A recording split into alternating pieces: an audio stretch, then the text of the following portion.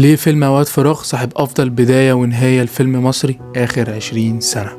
البداية والنهاية في نفس المكان والدوران، لكن مع اختلاف الإنسان. هنشرح واحدة واحدة إزاي. المشهد الافتتاحي، البداية. فيلم بيبتدي على الأبطال في الملاهي، تحديدا في العجلة الدوارة. أبطال جواها بيتكلموا مع بعض عن حاجات تافهة، عن البنات، عن المخدرات، عن ده ساب دي، عن دي سابت ده، كلام تافه، حاجات من النوع دوت، حاجات فاضية جدا، حاجات خالية من أي معنى أو لازمة في الحياة، يعني كلام فاضي بمعنى أصح. والعجلة الدوارة اللي هم قاعدين فيها بتفضل تلف زي ما هي وبشكل طبيعي عادي جدا. يجي للمشهد الختامي، النهاية، بعد الرحلة والتغيير اللي مروا بيها الأبطال طول الفيلم، ما بين البداية والنهاية.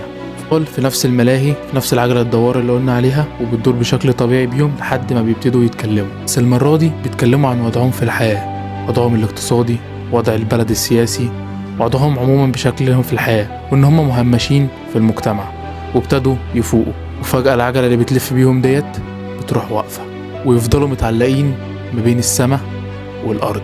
وده كان إسقاط عن المتاهة اللي كانوا فيها طول الفيلم، عمرها ما هتقف إلا لو بصوا حواليهم وقفوا، وإن المتاهة والفراغ اللي هم فيه طول الفيلم ما هيقف إلا لو فكروا في وضعهم في الحياة، بصوا إيه بيحصل حواليهم، وشافوا حقوقهم فين وواجباتهم فين، وبعدوا عن حياتهم التافهة اللي هم كانوا عايشين فيها، اللي المجتمع بيزقهم عليها، وفي نفس الوقت بيتهمهم إن هم عايشين فيها رغم إن المجتمع أصلا كله السبب فيها. المهم بيفضلوا متعلقين ما بين السماء والأرض، وبينادوا على الناس عشان حد يساعدهم. محدش لا شايفهم ولا سامعهم، رغم ان هم في اعلى واضخم مكان في الملاهي. وده اسقاط ان مشاكلهم واضحه وضخمه، الا ان المجتمع عامل نفسه مش شايفهم ومكبر منهم، اللي هي مشاكل الشباب. بنلف في دواير والدنيا بتلف بينا. واحده من اجمل النهايات للافلام المصريه، ما كانت الافلام بشكل عام.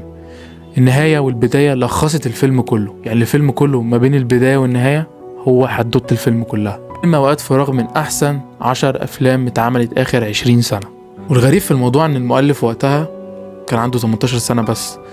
فيلم طلع حقيقي قوي وشبه حياة الشباب بالظبط، ما كانتش هي أصلا.